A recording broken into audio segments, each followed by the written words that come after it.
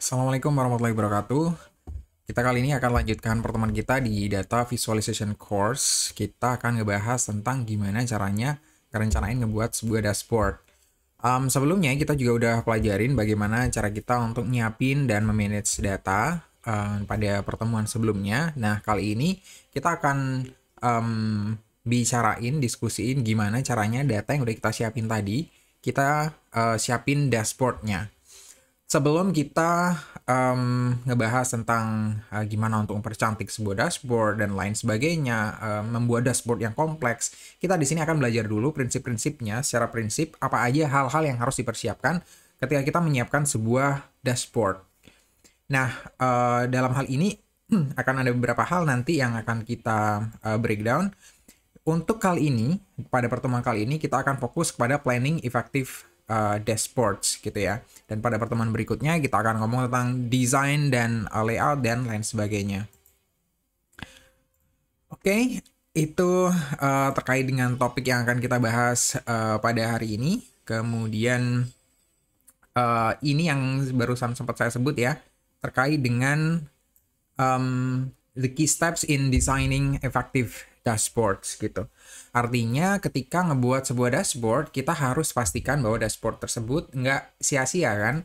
Jadi nggak sekedar kita buat dashboard hanya untuk keren-kerenan doang, padahal dari secara fungsi itu nggak dibutuhkan. Atau mungkin sebenarnya dibutuhkan tapi dengan desain yang tidak sesuai gitu ya. Jadi harapannya dashboard yang kita buat itu bisa ngasih informasi ke orang lain, informasi yang mereka emang benar-benar butuhin. Dan nggak sekedar itu, mereka juga bisa menangkap informasinya dengan baik, dengan estetis, dan dengan interaktif juga. Itulah gunanya kita ngebuat dashboard gitu ya.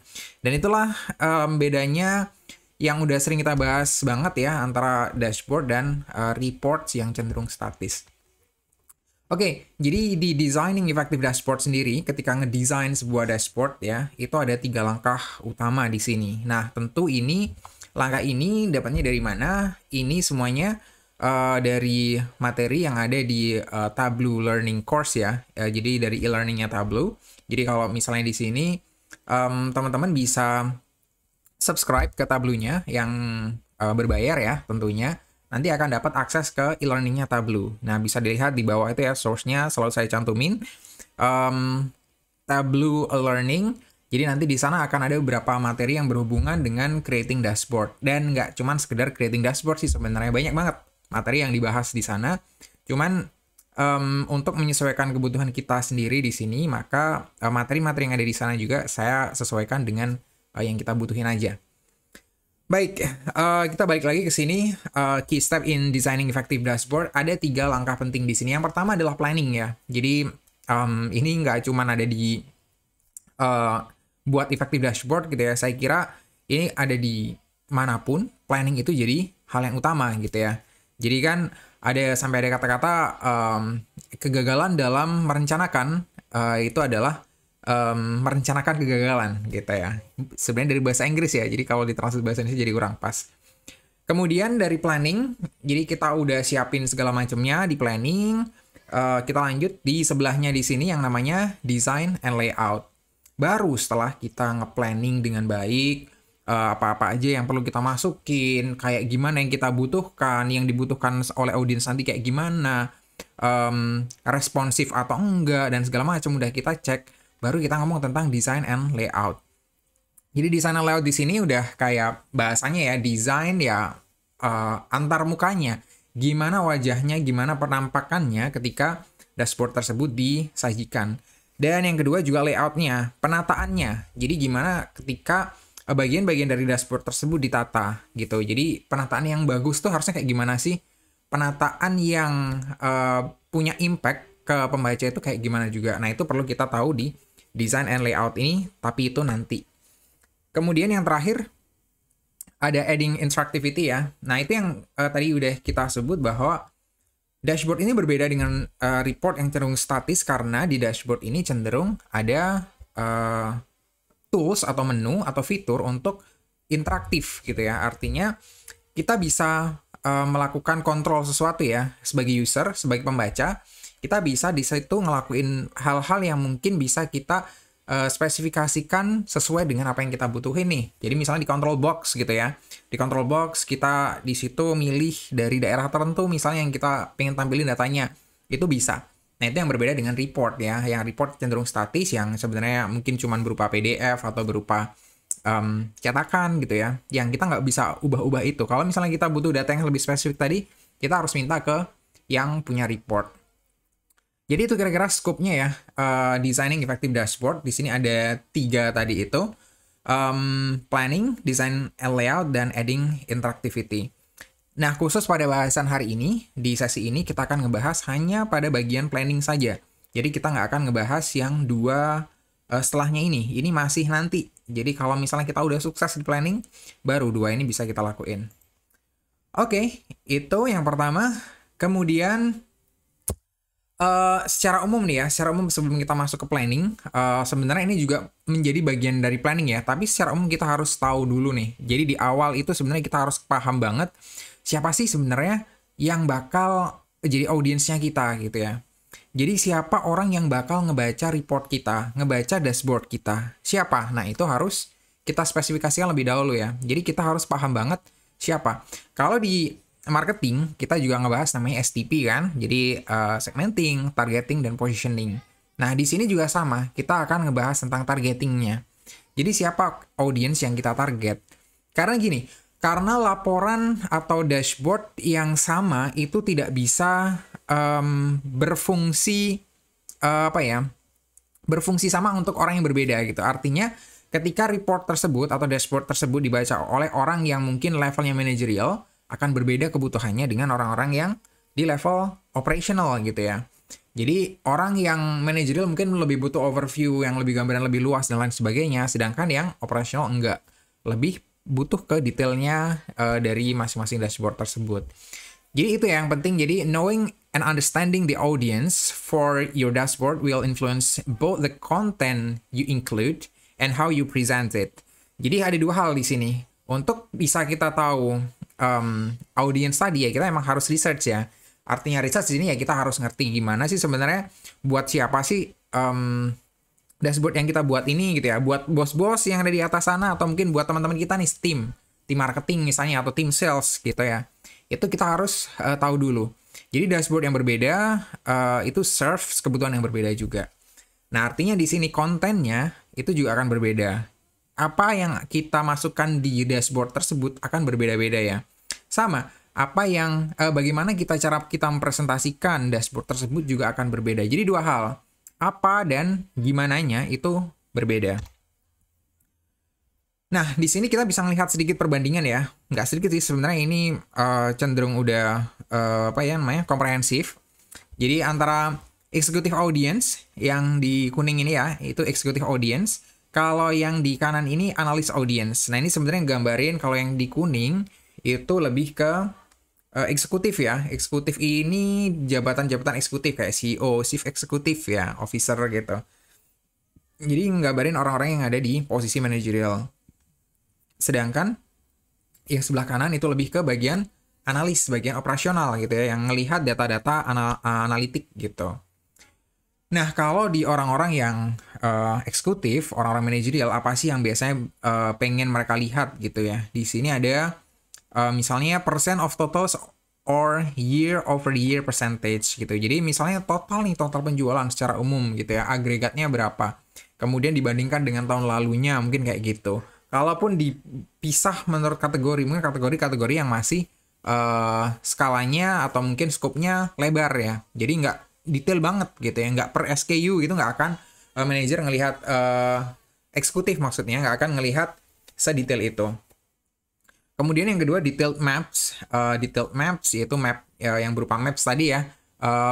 Mereka juga mungkin akan ngelihat misalnya bentuknya adalah emang geographical map gitu. Jadi misalnya dari daerah mana yang berwarna seperti apa yang menunjukkan sales paling tinggi misalnya. Nah, dengan ada yang kayak gitu, seorang eksekutif tadi akan paham, berarti penjualan di sini lebih dan di daerah-daerah sekitarnya seperti apa juga dan segala macam. Nah, itu kan untuk keputusan manajerial ya.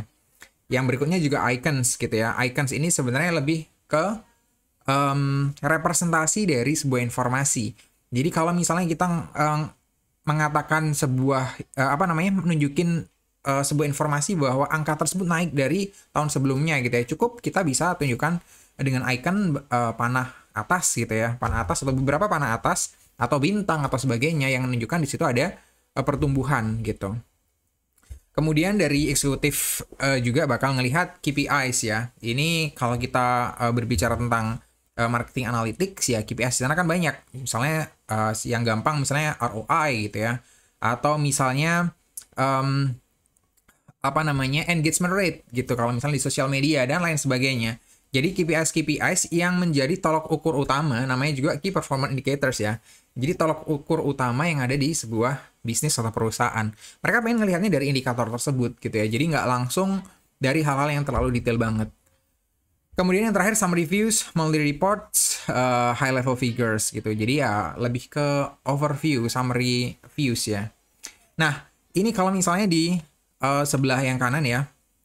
Sebelah kanan ini analis audience gitu. Jadi di sini mungkin yang akan mereka butuhin untuk melihat adalah histogram showing distribution gitu ya. Jadi histogramnya kayak gimana nunjukin distribusi atau kontribusi dari masing-masing bagian gitu.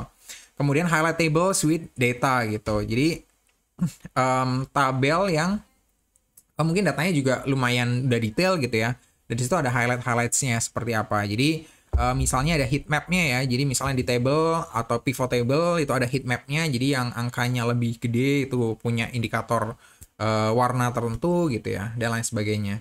Kemudian Pareto charts ya. Pareto yang 80-20 seperti biasa. Kemudian box and whisker plots. Plots yang menggunakan box yang seperti di saham yang mungkin sering kita lihat gitu ya. Yang itu memang gambarannya cukup detail. Kemudian having control, the ability to drill down into the data. Jadi harapannya ketika mereka punya dashboard, mereka bisa ketika dioperasin interaktif sampai masuk ke datanya gitu. Jadi nggak sekedar cuman tampilan setelah di masking ya. Jadi cuman tampilan depannya doang, tapi mereka nggak bisa akses datanya. Nah harapannya mereka bisa masuk juga sampai ke datanya. Itulah perbedaan dari level managerial dan level operational gitu ya. Nah tentu ini sebenarnya hanya dua dikotomi yang ekstrim antara managerial dan operasional. Tentu kita ketika di sebuah bisnis harus ngelihat lebih detail lagi sebenarnya buat siapa dan apa kira-kira kebutuhan mereka gitu ya. Bisa jadi kalau di sini ini kan dikotominya ekstrim ya. Tadi CEO dan mungkin yang operation banget. Mungkin di manajer mereka akan butuh kombinasi dari dua hal ini gitu ya. Di level tengah misalnya line manager gitu ya, manajer pemasaran atau manajer penjualan dan lain sebagainya, mereka data-datanya mungkin butuh dua-duanya. Antara data yang KPI untuk membuktikan bahwa mereka punya kontribusi KPI, yes. Dan di sisi lain mereka juga butuh detailnya juga untuk bisa masuk ke sana, walaupun nggak sedetail dari yang analis audience. Ya, kira-kira terkait dengan perbedaan tadi yang harus kita consider di depan, sebelum kita ngebuat dashboard tersebut, karena ya isinya bakal beda gitu. Kalau misalnya kita mau ngebuat buat CEO tapi isinya detail banget ya nggak cocok gitu ya. CEO mah udah banyak pikirannya gitu kan, udah banyak urusannya, nggak bisa ngelihat yang hal-hal terlalu detail, nggak perlu buat mereka. Nah, ini kita masuk ke planning ya. Planning ini di sini akan ada beberapa hal yang akan kita lihat. Jadi planning itu di sini akan dibagi menjadi beberapa. Pertama adalah jadi kita harus tentukan dulu purpose dan audience-nya. Nah, saya kira di sini tadi udah mulai jelas ya. Tadi kan di awal kita udah secara umum kita udah paham buat siapa kita ngebuat dashboard itu jadi penting gitu ya. Dan buat apa dan buat siapa itu jadi penting. Makanya kita harus pahami itu dulu. Yang kedua adalah plan the dashboard thoroughly ya. Jadi ketika ngeplan sebuah dashboard itu nggak kita cuma nambahin sedikit, besok nambahin sedikit lagi, besok nambahin sedikit gitu ya. Nggak sekedar buat gitu, tapi juga langsung udah kita rencanain secara keseluruhan. Ini nanti butuhnya buat apa sih? Oke, buat CEO misalnya. Kalau buat CEO misalnya apa aja yang dibutuhin? Oke, KPI berhubungan dengan digital marketing misalnya. Mereka butuh ngerti tentang itu, misalnya mereka minta gitu ya. Kemudian total sales, kemudian year on year comparison ya misalnya. Nah itu hal-hal yang kita harus pahami gitu ya. Jadi nggak kita oke lah sekarang masukin yang ini dulu aja, nanti kalau kurang juga tinggal nambah gitu ya. Nah ketika kita planningnya nggak mateng, maka dari nanti kita akan kesulitan ketika ngembangin dashboard tersebut ya. Misalnya nanti dari layout, uh, udah posisinya udah bakal ganti-ganti banyak gitu. Oke, yang kemarin udah posisinya udah yang paling utama udah dari sebelah kiri atas gitu ya. Oh, sekarang ternyata ada item lain, elemen lain yang ternyata lebih utama daripada yang kemarin udah kita tambahin gitu ya. Jadi yang kita ngobok-ngobok lagi elemennya. Nah, yang ketiga adalah build using design best practices ya. Jadi ya kita menggunakan kaidah-kaidah yang sudah umum dipakai gitu ya ketika ngedesain. Dan yang terakhir adalah test for usability and performance. Jadi bisa dipakai nggak sih gitu ya. Jadi bisa dipakai nggak, sesuai nggak dengan kebutuhan dan performanya gimana? Cepet atau lambat atau nggak nyaman dipakai atau gimana secara umum ya. Oke, nanti itu akan kita bahas di sini lebih detail lagi. Nah, ini adalah contoh ya. Di sini ada determine purpose and audience ya. Jadi kalau yang untuk di sini ini adalah contoh kalau misalnya lebih menunjukkan revenue actual versus target gitu ya. Jadi targetnya berapa sih? Actualnya berapa? Oh, berarti achievementnya berapa? Nah, di sini ya, ini kan informasi adalah gambaran umum. Nah, kemudian di sini ada revenue per customer actual versus target. Nah, ini juga kita ngerti actual versus targetnya berapa. New customers-nya berapa juga. Actual versus target. Kemudian yang terakhir juga customer acquisition cost, CAC ya. Actual versus target gitu. Jadi, yang ngebandingin antara actual versus target semuanya sebenarnya. Nah, dashboard yang seperti ini, kira-kira dashboardnya siapa ayo? Ya, bisa berpikir, bisa dibayangin misalnya. Ya, kalau yang jawab CEO, mungkin jawabannya bisa jadi tepat tapi bisa jadi kurang ya. Jadi yang paling tepat adalah ini adalah di bagian dashboardnya manager gitu. Jadi dashboardnya manager khusus yang nanganin masalah marketing ya. Jadi di sini kan ada customer acquisition cost, kemudian ada customer actual versus target, revenue-nya kita di situ ngurusin revenue dan segala macam gitu ya. Ya ini sebenarnya ada di manajerial tapi posisinya yang di bagian marketing atau sales yang khusus di sana. Nah, kalau misalnya dari CEO, gambarannya mungkin akan lebih luas, nggak sekedar mencakup hal-hal yang berhubungan dengan customer yang ada di sini ya, tapi lebih luas lagi di company-wise gitu. Nah, sedangkan kalau yang di sini kita masih nentuin purpose dan audience-nya, di sini detail banget ya. Jadi kayak misalnya di sini sebenarnya kita nggak perlu terlalu masuk konteks dari masing-masing contoh dashboard-nya. Cuman kalau dari sini adalah contoh kategori ya. Itu adalah teknologi phones gitu, product name segala macam. Dan di sini salesnya berapa? Nah, di sini kan kita ngebandingin ya, ngebandingin penjualan antara beberapa jenis atau beberapa brand smartphone yang ada di sini. Dan ini lebih detail gitu. Nah, dashboard yang seperti ini punya siapa biasanya? Ya punya orang-orang yang posisinya lebih operasional ya. Dan juga manajer masih bisa ngelihat hal-hal yang seperti ini gitu ya. Oke, dari persaingan, landscape-nya seperti ini, yang ini kita nomor berapa, segala macam gitu ya. Oke, naik turunnya seperti apa, di sini juga ada beberapa matriks penting ya, sales, profit to sales ratio, dan lain sebagainya gitu. Nah, ini adalah, contoh adalah dashboard-nya untuk yang lebih operasional. Jadi dari dua dashboard tadi, harapannya kita udah ada gambaran siapa sih yang pakai dashboard kita itu jadi penting untuk kita ketahui lebih dulu gitu ya, sebelum kita buat dashboard-nya. Jadi kalau kita buat dashboard-nya cuman suka-suka kita gitu ya, oh yang kayaknya penting deh buat nunjukin dashboard, buat nunjukin misalnya angka sales-nya per item produk gitu ya. Nah bisa jadi buat orang lain, buat orang-orang tertentu itu nggak penting. Bisa jadi, alah udah mas yang penting totalnya, saya pengen ngerti totalnya berapa. Totalnya tahun ini per kategori dibandingkan tahun lalu misalnya. Nah itu kan kita nggak bisa, akhirnya per SKU misalnya, yang ngasih datanya per SKU gitu. Ya orang nggak bisa nangkap informasinya dengan cepat. Kalau CEO, sekelas CEO tadi butuhnya kan bisa nangkep informasi overview ya secara luas dan bisa ngambil keputusan dengan cepat berdasarkan informasi tersebut. Jadi nggak relevan kalau seorang CEO ngebaca data yang lebih detail. Nah, yang kedua yang kita harus consider adalah gimana nanti dashboard kita akan dibagiin gitu. Jadi di sini ada beberapa model ya, ada beberapa macam. Nanti dashboard kita tuh bakal larinya dalam format apa, itu kan macam-macam. Jadi kalau misalnya kalian yang pernah belajar marketing analytics, pernah pakai misalnya Google Sheet gitu ya, pernah buat dashboard menggunakan Google Sheet atau Microsoft Excel gitu. Mungkin kalian akan ngebagi filenya secara langsung gitu ya, file Microsoft Excel-nya atau mungkin Google Sheet-nya linknya secara langsung. Ada juga mungkin yang ngebagiinnya dalam format dicetak dalam bentuk PDF, bisa juga gitu ya. Jadi yang dibagikan adalah PDF-nya, tinggal dibaca dan lain sebagainya. Yang ketiga juga mungkin ada ya yang mungkin pakai Google Data Studio atau mungkin Power BI atau juga Tableau di sini ya, yang udah online banget dan yang emang ini adalah software-software BI, software-software untuk buat visualisasi data. Nah, tentu di sini ada perbedaan yang signifikan ya di antara beberapa tools yang kita pakai di sini. Jadi kalau misalnya kita menggunakan Google Sheet, ya tentu kita bisa share linknya gitu ya. Kita bisa share linknya, kita mungkin bisa protect beberapa cells dan lain sebagainya. Cuman ya memang ada keterbatasan ketika kita menggunakan Google Sheet, memang terbatas karena memang bukan ditujukan untuk ngebuat BI gitu kan. Sama PDF pun juga sama. Kalau misalnya kita harus ngeprint, kita kasihkan, itu kan statis.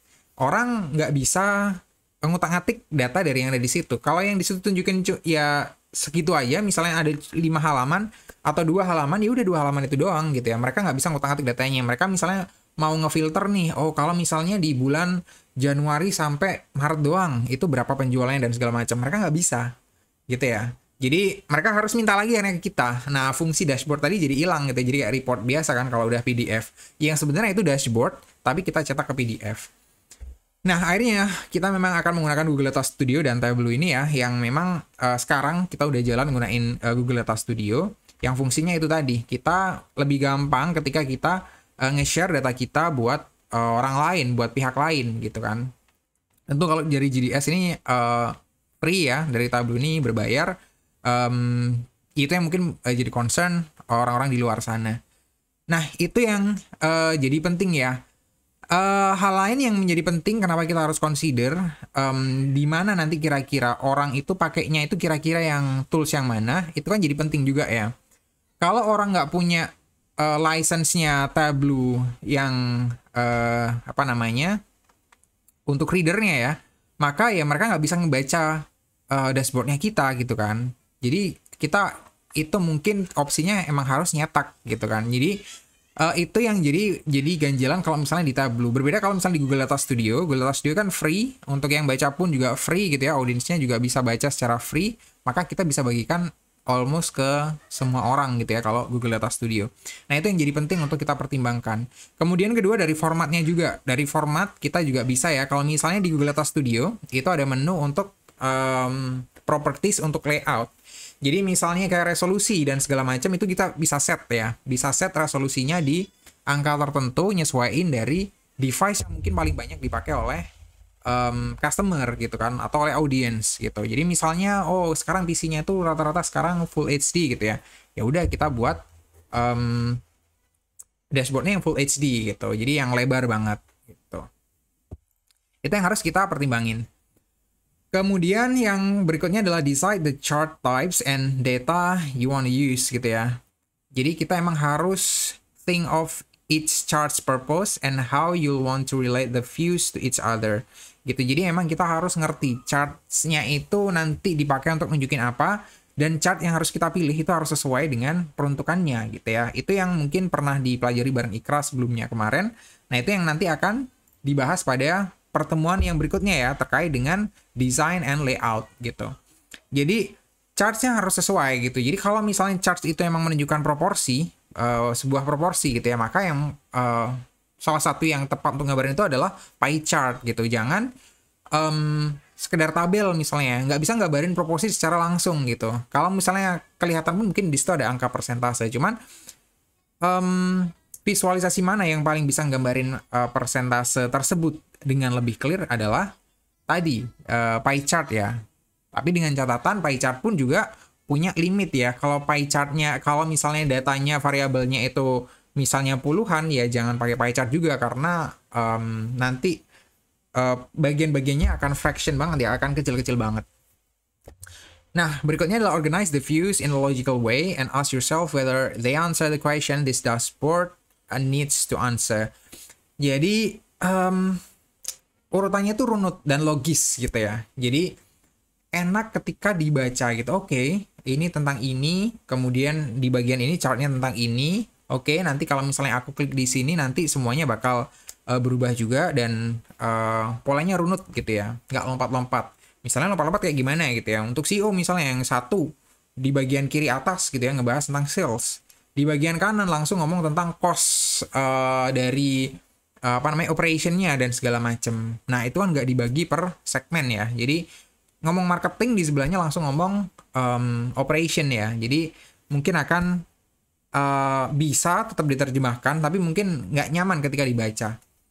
Kemudian berikutnya yang perlu kita pertimbangkan juga is every view essential gitu ya. Jadi apakah yang kita tambahkan di situ, entah itu charts, entah itu control, entah itu apapun gitu ya, itu penting gitu. Jadi kalau nggak penting, nggak usah dimasukin. Jadi kalau nggak penting ya nggak usah ya. Kalau misalnya buat keren-keren doang kita ngerasa oh kalau ada ini kan jadi bisa jadi keren gitu ya. Kita misalnya tambahkan geographical map gitu ya, biar kelihatan keren. Padahal itu nggak perlu misalnya. Padahal mungkin misalnya emang kita jualan juga cuman di 3 lokasi doang gitu ya, di 3 kota doang, ya buat apa? Buat geographical map gitu kan.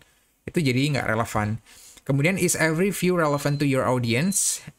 Ini juga perlu kita cek juga ya. Jadi apakah audience kira-kira butuh nggak, relate nggak sama sebuah konten yang akan kita masukkan ke dalam sebuah dashboard. Nah, di sini dashboard interaction itu juga hal yang penting ya. Ini nanti yang akan lebih dipelajari lagi di bagian yang akhir ya dari 3 key steps tadi. Jadi gimana caranya dashboard kita itu bisa interaktif gitu. Karena itu adalah poin di mana dashboard itu jadi penting gitu kan. Yang pertama di sini yang kita harus consider adalah do you need to create filters, action or parameters gitu ya. Nah, di sini contoh ya. Di sini contoh kan ini kan kalau dari GDS ya. Dari GDS ini contoh dari luar memang. Di sini ada beberapa ini ya, beberapa drop down menu ya. Jadi beberapa drop down menu yang bisa kita pilih. Di sini ada default data dan lain sebagainya. Kemudian ada continent, region, channel, gender, device category. Nah, ini sebatas yang kita bisa lihat sepertinya cukup banyak ya, cukup kompleks gitu kan. Di sini ada berapa drop down menu? 1 2 3 4 5 6 7 8 9. Ada 9 drop down menu. Nah, yang jadi pertanyaan selanjutnya adalah apakah setiap drop down menu tersebut itu perlu gitu. Jadi bisa jadi nggak perlu ya, bisa jadi ada yang nggak perlu gitu. Jadi misalnya kontinen gitu bisa jadi nggak perlu. Contohnya gimana konteksnya kalau nggak perlu ya, kita jualannya cuma di Indonesia gitu ya, ngapain kontinen disebutin di situ gitu kan. Di datanya pun sebenarnya jadi nggak penting, nggak relevan. Kayak region misalnya di sini mungkin masih bisa masuk dan segala macam. Nah, itu sebenarnya balik lagi tergantung dari datanya sendiri dan dari audiensnya ya. Audiensnya pengen ngelihat informasi yang kayak gimana. Kemudian berikutnya how can you help people get at the data and answer their own question gitu. Nah, itu yang jadi penting di sini ya. Interaksi ini itu harapannya adalah ketika mereka punya sebuah pertanyaan yang di luar dari yang pakem yang udah kita sajikan di awal, mereka bisa nyari sendiri jawabannya gitu. Caranya kayak gimana ya? Dengan menggunakan interaksi tadi itu, dengan menggunakan filter, action atau parameter tertentu gitu ya. Jadi memang mereka bisa ngeset hal tersebut. Misalnya mereka kayak tadi contohnya mereka pengen ngelihat penjualan di semester pertama saja di tahun 2021. Jadi mereka nggak pengen ngelihat secara total misalnya dari Januari sampai dengan Oktober. Enggak, mereka cuman pengen ngelihat di semester 1 doang. Dan akhirnya ngebandingin misalnya sama di semester 1 di tahun 2020. Nah, mereka pengen ngelihat semester to semester tadi itu di tahun yang berbeda misalnya. Nah, itu yang jadi penting di dashboard gitu ya. Makanya gimana caranya kita bisa ngebantu mereka, orang-orang yang bakal nggunain dashboard kita ini untuk bisa nanti nyari sendiri data yang mereka butuhin gitu. Jadi itu adalah fungsi dari dashboard ini tadi. Jadi kayak kita udah ngasih fasilitas buat mereka, ini loh datanya di background ya, nggak kelihatan. Ini loh dashboardnya dan kalian udah bisa utak-atik sendiri, kalian bisa nyari informasi apa sih, itu tuh bakal ada di situ. Gitu ya, dan caranya gampang dan nggak terlalu banyak hal-hal yang mereka nggak perlu. Itu kira-kira. Dan yang berikutnya adalah apply the principle of good design. Jadi ya ini ya, good design itu yang kayak gimana sih? Kalau ini yang pertama yang kita bahas adalah di level dashboard ya. Level dashboard itu ketika ya dashboard secara keseluruhan ya. Jadi yang pertama adalah jangan overcrowd the dashboard gitu. Nah, ini yang tadi udah saya bilang ya. Jadi buat yang simple aja, buat informasi di situ, masukkan informasi di situ yang relate doang. Kalau misalnya nggak relate, keluarin gitu. Jadi nggak perlu yang nggak relate tadi. Jadi jangan sampai di situ kita punya pikiran bahwa semakin lengkap, semakin kompleks sebuah dashboard itu maka semakin oke. The answer is enggak, sama sekali enggak gitu ya. Yang bagus, dashboard yang bagus adalah yang sesuai dengan apa yang dibutuhkan oleh audiensnya gitu. Kemudian yang kedua, streamline your use of legend and filters gitu ya. Jadi di sini kita akan menggunakan banyak legends ya. Legends itu gambarannya mungkin nanti akan saya tunjukkan di slide yang berikutnya. Legends itu yang kayak gimana dan kemudian filters yang kayak gimana. Nah, artinya streamline di sini akan ada di aplikasi tertentu, apalagi kalau misalnya kita menggunakan Excel ya. Filter itu atau slicer bahasanya yang ada di sana. Slicer itu nggak langsung connect ke semua pivot table gitu. Jadi kita harus konekin satu-satu. Jadi kita harus konekin lagi, pastiin bahwa satu slicer ini bisa dipakai untuk beberapa pivot table gitu ya. Kalau di Google Data Studio itu udah otomatis gitu. Jadi udah otomatis kalau misalnya pakai satu filter tertentu gitu ya. Ketika filter itu misalnya itu adalah filter nama barangnya gitu ya, atau nama SKU-nya, nomor SKU gitu misalnya. Kita pilih, itu berlaku untuk semua worksheet yang ada di dalam elemen yang ada di dalam Google Data Studio. Tapi kalau di Google Sheet dan Microsoft Excel itu belum gitu. Jadi makanya kita harus hati-hati dengan penggunaan filternya. Kemudian use action or parameters to reduce the number of filters gitu ya. Jadi gunakan action or parameters yang kita nggak, jadi jangan filter itu juga nggak usah kebanyakan gitu ya. Jadi itu yang kayak gimana bentuknya. Nah nanti ini akan kita bahas lebih detail nanti ketika ada di bagian pertemuan berikutnya ya, tentang design dan layout. Kemudian place important controls such as global filters on the upper left and arrange views logically, generally following left, right, top to bottom order. Jadi kayak kita ngebaca tulisan Latin ya. Jadi bukan kita ngebaca tulisan Arab. Kalau dari Arab kan dari kanan ke kiri. Tapi basically kita kan lebih sering menggunakan Latin ya, menggunakan Latin, bahasa Inggris, bahasa Indonesia itu kan bahasanya dari kiri ke kanan gitu. Makanya secara umum sebenarnya yang diakui lebih general kan memang kayak gitu ya. Jadi kita akan terbiasa baca dari kiri ke kanan dan dari atas ke bawah gitu. Artinya jadinya yang paling kiri dan paling atas itu adalah yang paling penting. Makanya di sini place important controls such as global filters on the top upper left gitu. Artinya yang lebih global itu ada di atas daripada yang lebih spesifik. Jadi itu harus diperhatiin. And arrange views logically, generally following left to right gitu ya. Jadi ya kayak ngebaca komik ya. Jadi kalau nata elemen-elemen di dashboard itu kayak ngebaca komik, kayak ngebuat komik. Jadi gambarnya itu harus urut gitu ya. Gambarnya harus urut, nyamping. Kalau di sini ya nyampingnya dari kiri ke kanan dan dari atas ke bawah gitu. Jadi jangan jumble tadi ya. Jangan misalnya di sini ngomong tentang sales, tiba-tiba ngomong tentang cost yang harus ditanggung HPP dan segala macam gitu ya. Nah jadi kan nggak nyambung nanti. Makanya harus apa ya, runut ya. Jadi kalau misalnya kita ngebahas tentang sales, oke, salesnya yang apa dulu. Oh nanti matrix yang lainnya lagi di sales, matrix yang lainnya lagi, baru nanti di bawahnya kita masuk ke HPP, masuk ke penghitungan profit dan lain sebagainya yang berhubungan dengan akuntansi dan lain sebagainya. Itu ada di bagian bawahnya misalnya. Nah itu mungkin untuk dashboard untuk yang sekelas eksekutif ya. Nah berikutnya adalah evaluate color and font choices for clarity and consistency. Nah jadi di sini kan jadi penting. Jadi kayak misalnya kita belajar di desain grafis gitu. Jadi color, warna, dan pemilihan huruf gitu ya. Itu jadi penting. Jadi makanya kalau huruf nggak usah terlalu yang bereksperimen macam-macam ya. Jadi nggak usah yang hurufnya unik-unik kayak tulisan tangan segala macam. Kalau itu malah membuat nggak jelas ya jangan dipakai. Mungkin huruf-huruf yang aman dipakai huruf-huruf yang basic ya, huruf-huruf yang basic. Kayak misalnya nih, kalau di Microsoft ya, itu ada Times New Roman, ada Arial gitu ya. Kalau di Google ada huruf yang sering pakai juga, ada yang namanya Roboto ya. Itu Roboto itu yang paling sering saya pakai, karena nggak tahu saya ngerasa itu oke aja, lebih oke daripada Arial gitu ya.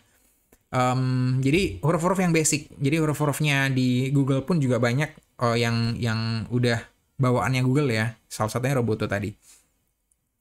Nah itu jadi yang harus kita perhatikan. Sama warna juga, jadi jangan warna akhirnya karena kita orangnya cheerful gitu ya, orangnya ceria, kita tambahkan sebanyak warna yang kita mau, kita pakai warna yang kita suka gitu juga jangan gitu. Nah, sesuaikan dengan kebutuhannya. Kalau misalnya ini tentang corporate gitu ya, tentang corporate misalnya corporate-nya Traveloka gitu ya.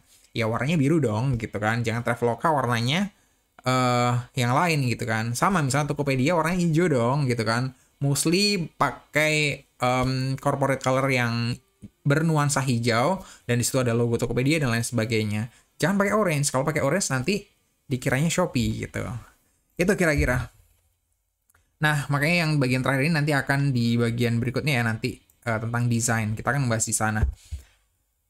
Kemudian ketika di bagian worksheet ya, di bagian worksheet ini juga kalau bagian worksheet kan bagian yang kecil ini ya worksheet atau elemen-elemennya itu review titles on views, filters and legends for clarity and helpfulness. Jadi di sini ini judul dari masing-masing worksheet atau elemennya, product calculation gitu ya. Itu dicek gitu. Jadi kalau misalnya salah ya diperbaikin gitu kan. Kalau misalnya kurang tepat ya diperbaikin.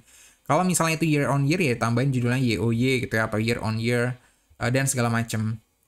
Nah, ini tadi yang disebut legend ya, 2016, 2017. Jadi, legend itu keterangan, bahasa Indonesia juga legenda ya. Legenda itu nunjukin kalau yang hijau ini 2016 gitu. Jadi, yang hijau, titik-titik hijau di sini itu adalah 2016 dan yang biru 2017. Jadi, itu juga harus sesuai ya. Jadi, jangan sampai legendnya beda warna gitu. Tapi, secara umum, itu kan kalau misalnya di Google Data Studio sama di Tableau, itu kan sudah bawaan ya. Jadi, gampang langsung jadi warnanya sama gitu kan. Cuman tetap harus diperhatikan. Kemudian include instructions so people know at a glance how to interact with the views and what the data represent gitu. Nah, itu kalau diperlukan doang sih sebenarnya instruksi ini. Jadi harus digimanain, mana misalnya yang diklik duluan dan segala macam gitu ya. Kemudian remember tooltips, edit them for appearance, clarity, consistency, and helpfulness gitu. Jadi ya kita kalau misalnya dari overview secara keseluruhan masih ngelihat bahwa desainnya masih kurang oke ya diedit lagi gitu ya. Jadi kayak selaras gitu ya. Jadi juga jangan sampai ketika kayak tadi ya kita ngomong huruf ada Arial, ada Times, ada Roboto dipakai tiga-tiganya dan tiap elemen pakai huruf yang berbeda-beda gitu. Jadi itu juga jangan sampai terjadi gitu ya. Jadi penggunaan huruf-huruf tadi sebisa mungkin konsisten gitu ya. Sama kayak di UI UX gitu kan. Kita kalau masuk di aplikasinya Gojek gitu ya, huruf yang spesifik yang akan mereka terus pakai itu adalah huruf seperti itu. Jadi nggak campur-campur hurufnya, nggak tiba-tiba kita ketemu Times New Roman, tiba-tiba ketemu Arial gitu kan, nggak. Nah, kemudian yang ini bagian yang agak akhir udahan, test the dashboard usability ya. Bisa dipakai nggak? Itu pertanyaannya. Jadi kita udah nyoba buat nih secara umum konsep gitu. Nah, kira-kira bisa dipakai nggak? Nah, cara ngeceknya gimana? Cara ngeceknya bisa kita cek sendiri ya, self-test ini, jadi pakai 5 seconds rule. Jadi misalnya dalam 5 detik nih, kira-kira user itu langsung ngerti nggak kira-kira dashboard ini tuh dashboard tentang apa. Kemudian dari elemen-elemennya itu kira-kira bakal nunjukin apa kira-kira. Nah, kira-kira mereka relate juga nggak sama itu. Kemudian yang kedua, mereka bakal nangkep dari situ ini terlalu kompleks nggak atau ini wah enak banget dipakai gitu ya, kayaknya nyaman banget. Kayak misalnya kita bisa lihat dari dashboard yang sebelumnya ya, ini memang bukan bawaan dari Google Data Studio, tapi kita bisa buat yang kayak gini di Google Data Studio bahkan gitu ya. Nggak persis sih, cuman dari visualisasi kan bagus ya, nyaman ya. Ketika dilihat di sini kan nyaman. Apakah orang akan mempersepsikan seperti itu nyaman dipakai atau nggak nyaman dipakai gitu? Itu jadi penting gitu. Kalau misalnya orang menganggap bahwa kontennya udah oke, cuman kayaknya kok pakainya ribet banget ya. Nah, orang mungkin nggak akan pakai gitu ya. Orang mungkin males untuk melihat dashboard kita. Kemudian caranya juga kita ngelihat tadi 5 second rule tadi itu juga dari targeted users ya. Jadi nggak cuma dari kita doang, nggak kita dari nilai pekerjaan kita sendiri gitu ya, tapi juga nyari info nih, research nih ke yang mau pakai dashboard tersebut gitu. Kira-kira mereka bakal nangkepnya kayak gimana.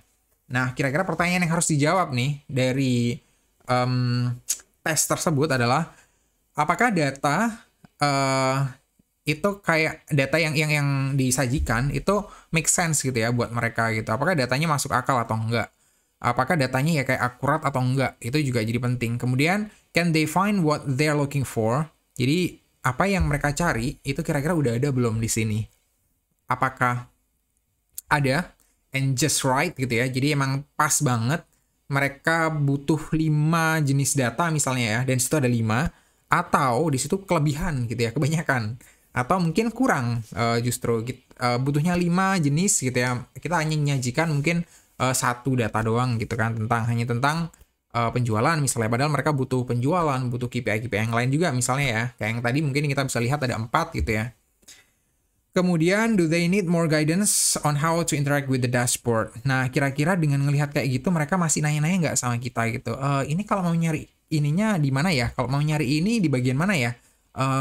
Ini tuh pengaruhnya apa ya? Kalau aku klik di sini bakal kayak gimana ya? Nah, itu jadi penting ya. Karena kan nanti dashboard, itu kan nggak setiap orang lihat dashboard itu di sebelah kita gitu kan. Dan nggak setiap orang buka dashboard, mereka bakal bisa ngubungin kita kan? Enggak. Jadi harapannya mereka buat buka dashboard, ya langsung bisa pakai. Nah, makanya itu jadi penting. Jadi penting tadi harus consider kalau memang misalnya itu butuh penjelasan, tambahkan penjelasan di situ, penjelasan tertulisnya ya. Jadi orang bisa paham, oke, ini harus diginikan berarti untuk ngasilin informasi tertentu. Kemudian yang keempat, di sini do they want data that isn't shown gitu ya. Jadi apakah mereka butuh data yang belum ada di dashboard yang udah kita planning gitu kan. Nah, kalau memang belum ada ya berarti kalau kurang tadi ya, berhubungan sama yang nomor 2 tadi, ya ditambahin gitu ya, tinggal nambahin doang gitu ya. Ya nggak selalu doang sih, bisa jadi ya susah ya nambahinnya. Oke, dan ini yang terakhir, test the dashboard performance gitu. Jadi performance ini jadi penting. Cuman kalau pakai Google Data Studio dengan data yang nggak terlalu banyak, load time-nya ya tergantung dari koneksi ya. Dan itu sih cenderung oke ya, cenderung nggak ada masalah dengan Google Data Studio. Does it have an acceptable load time? Ya load time-nya kalau di Google Data Studio cenderung oke gitu ya. Kemudian when you interact with it, does it respond as you expected gitu ya. Nah ini jadi hal yang penting nanti terkait dengan bagian terakhir dengan designing the dashboard gitu ya. Kita kan ini bagian pertama ya tadi ya, kalau balik ke yang paling awal tadi. Bagian pertama adalah planning, yang kedua adalah design and layout, yang ketiga adalah interaction ya.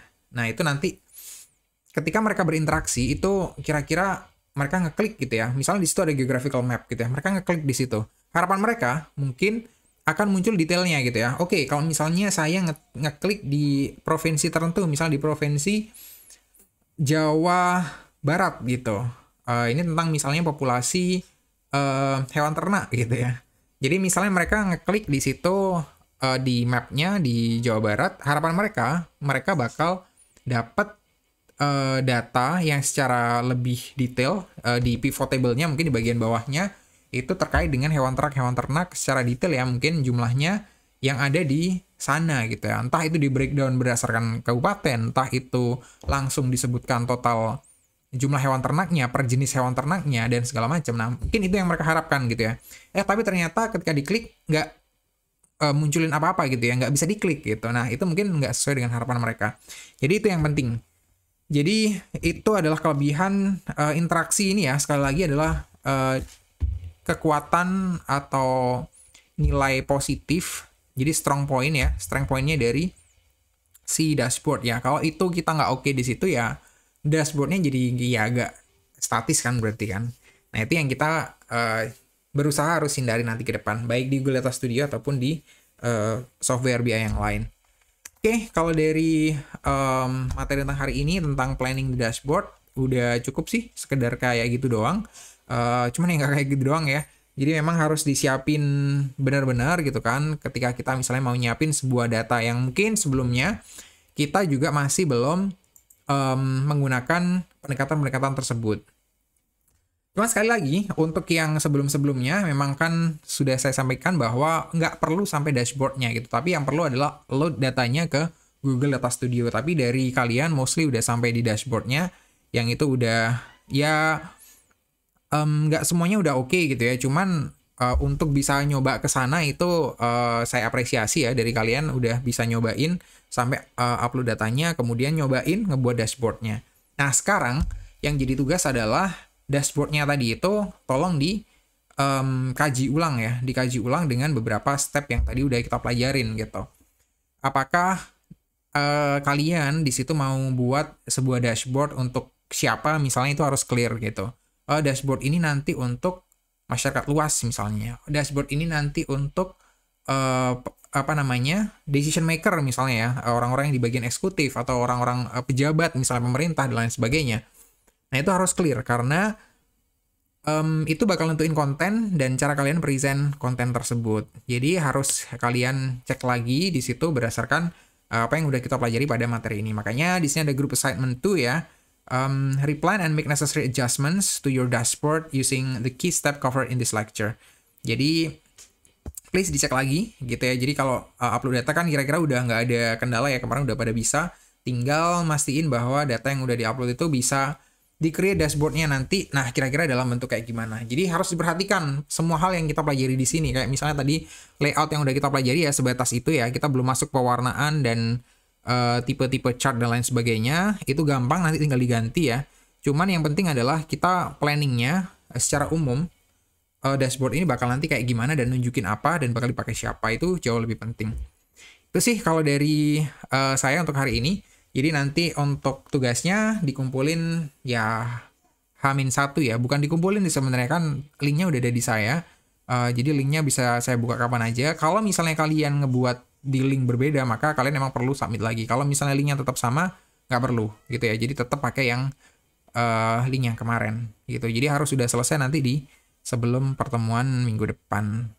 Itu kira-kira nanti segera saya sampaikan juga untuk lecture yang berikutnya yang terkait design and layout, dan berikutnya lagi terkait dengan interaksi. Jadi silahkan ditunggu aja nanti untuk materinya ya.